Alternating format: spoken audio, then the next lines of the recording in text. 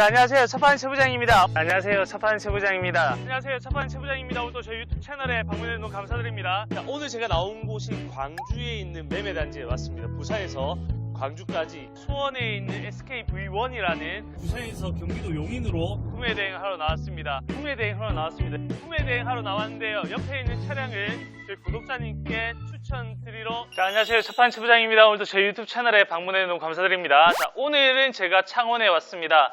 저희 구독자님께서 옆에 있는 지프 체로키라는 차량을 구매 대행 신청해 주셨는데요.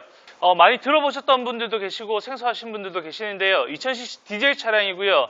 동급의 산타페 차량이나 소렌토 차량과 동급으로 생각하시면 됩니다.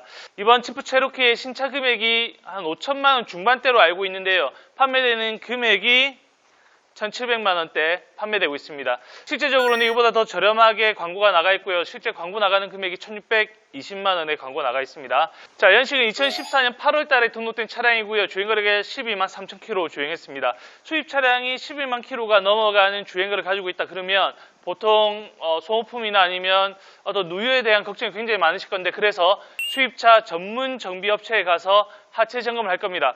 연료 펌프에 누유가 있는지 또는 엔진 자체에 누유가 없는지, 또 ZF 9단 미션 자체에 문제가 없는지도 주행 테스트를 거쳐서 꼼꼼하게 점검을 해서 구매 대행 의뢰해주신 구독자님께 다 안내해드리겠습니다. 자, 바로 시운전과 함께 정비센터로 이동할게요.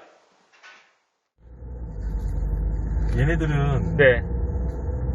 수리를 하게 되면 BMW, 벤츠, 폭스바겐, 아우디보다 무조건 수리비가 많이 나와요. 부품이 근데 왜 그렇게 비싸요, 이게? 그 BMW, 벤츠 걔들 같은 경우에는 네. OEM에 붙어라 그래가지고 해서 아, 걔네들은 우리처럼 비품이라 그러진 않고요. 네. 그것도 OEM 순정이라고 이렇게 얘기를 하거든요. 그것들을 저렴하게 공급이 되는데, 네.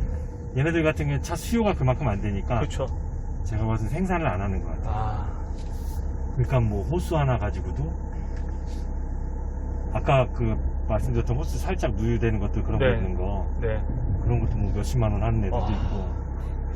국산차는 뭐 6,000원, 만원, 15,000원. 그렇죠. 그리고 인터플로 호스 같은 거 해서 매연 네. 좀 나와가지고 그거 갈아야 되는데 네. 호스가 뭐 90만 원씩 하는 애들지. 쉐보레 인터쿨러 호수가 비싼 것처럼. 걔네들은 이제 비싼 것도 아니고. 그렇죠. 쉐보레 현재까지는 연료 라인이나 뭐 그런 쪽으로 갔다가 해서 특이사항이 잡히는 건 없고요. 어떤 느낌이에요? 만약에 연료 라인 쪽에 문제가 있으면? 이제 시운전 같은 걸 딱 하게 되면, 아까 스캐너 상으로 갖다도 문제가 네. 없다고 나와 있고, 그렇죠. 스캐너 상으로 갖다도 문제가 이제 없다고 나와 있고. 네. 그리고 지가 지금 시운전으로 갖다 했을 때 얘가 좀 다른 쪽으로 갖다가 스캐너에서 안 잡히는 미세하게 나오는 것들, 출력 부족이라든지 그런 거 같은 경우도 나오지는 않고 있고. 네, 그런 걸로 갖다 봐서는 일단 차는 좀 괜찮을 것 같은데, 키로수가 있다 보니까 12만 3천이다 보니까 네네. 나중에 이 차주분이 부담해야 될 수리비를 갖다가 좀 생각을 한번 해보셔야 될 것 같아요. 맞죠. 네. 미션에 약간의 변속 충격이나 지연 느낌은 있긴 있는데, 근데 그게 아까 냉간시여서 그럴지도 모를 것 같아요. 지금은 그게 느낌이 없고요. 예, 지금 없네요. 예. 근데 이제 이게 차가 키로수랑 연식이 있다 보니까 네. 뭐 그렇게 느껴질 수도 있을 것 같아요. 어쩌면은 이게 미션 오일이 교환 주기가 됐을지도 모르니까. 그렇죠.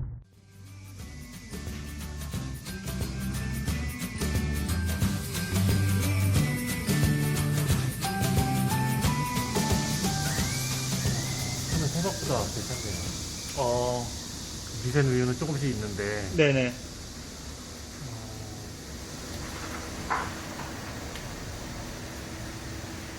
미세 누유는 조금씩 있어요. 미세 누유는 조금씩 있고요.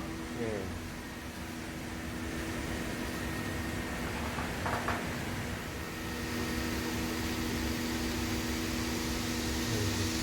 하차 쪽은 좀 괜찮은 편이에요.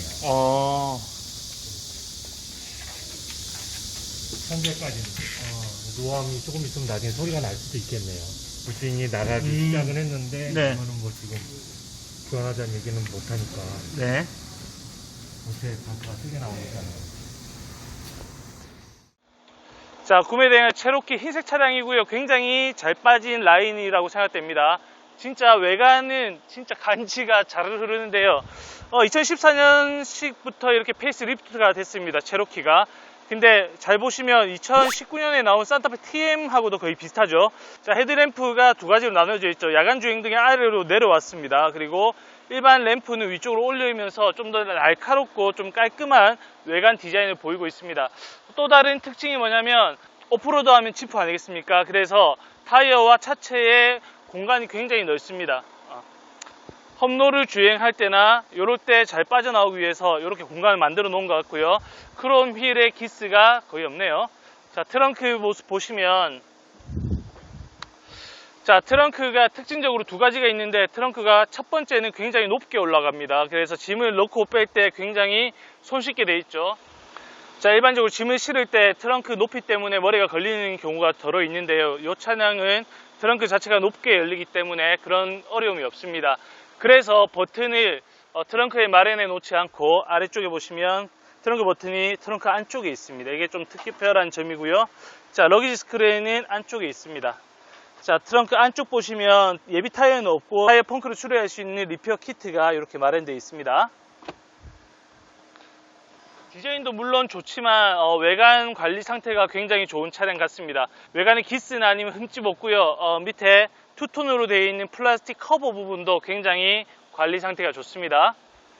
자, 이제 체로키 실내 상태 보겠는데요. 전체적으로 가죽 시트나 도어 트립이 투톤으로 되어 있습니다. 검은색과 좀 진한 브라운 계열로 투톤으로 인테리어가 되어 있는 게 특징이고요.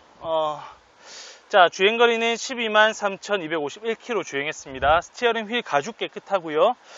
크루즈 컨트롤이 어댑티브 크루즈 컨트롤입니다. 앞차량 간격을 유지하면서 따라갈 수 있는 어댑티브인데, 이 어댑티브 버튼을 누르시면 활성화되고요. 국산차는 좀 다르게 이 버튼 옆에 두 가지 버튼이 되어 있습니다. 앞차량 간격을 얼만큼 유지하는지를 두고 좁게 넓게 이렇게 설정할 수 있는 두 가지 버튼이 따로 마련되어 있습니다. 국산 차량은 한 개의 버튼으로 1, 2, 3, 4단계까지 조절되지만 얘는 1, 2, 3, 2, 3, 1 이렇게 내려올 수도 있고 버튼으로 조절 가능합니다.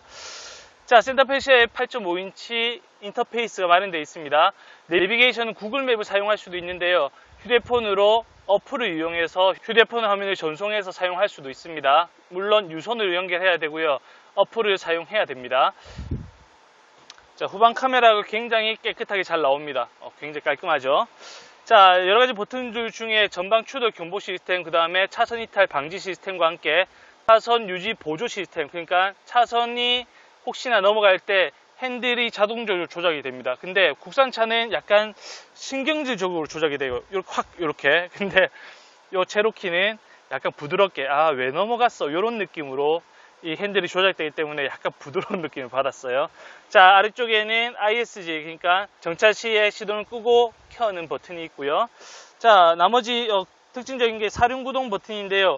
평상시엔 오토로 맞춰 놓으시면 되고, 스노우 모드, 스포츠 모드, 그 다음에 샌드, 머드 모드가 이렇게 되어 있습니다. 차량을 구매 대행 의뢰하신 분이 낚시용으로 사용하실 차량이라서 험로를 좀 많이 가실 것 같은데, 그때 험로에 빠지셨을 때는 샌드나 머드 모드로 사용해서 험로를 탈출하시면 될 것 같아요. 자, 예비키까지 두 개의 키가 마련되어 있고요. 뒷좌석으로 넘어와서 뒷좌석 가죽 시트도 깔끔합니다. 뒷좌석에 누가 많이 탔던 흔적은 없네요. 자, 뒷좌석에는 220V 인버터와 함께 뒤에 에어벤트 마련되어 있습니다. 전반적인 실내 마감재 상태가 생각보다 굉장히 깔끔합니다. 외관도 그렇지만 이 차량의 특징적인 게 실내가 깔끔하다는 거, 그렇게 되어 있고요. 자, 썬루프는 파노라마 썬루프인데요. 썬루프가 굉장히 부드럽게 잘 열립니다. 그죠? 썬루프는 열리기만 하면 되는 게 아니죠. 자, 닫히는 것도 보시면 닫히는 게 굉장히 중요합니다. 잘 안 닫히는 경우가 많거든요. 자, 이렇게 해서 썬루프까지 확인했고, 위쪽에는 ECM 눈미러와 블랙박스, 하이패스 단말기 이렇게 마련이 되어 있습니다. 전반적으로 관리 상태 좋고요. 담배 냄새 안 나고 담배 흔적 없는 깔끔한 체로키 되겠습니다. 자, 창원에 있는 수입차 전문 정비업체에서 시운전 테스트와 하체 확인, 그 다음에 스캐너 점검까지 다 마쳤습니다.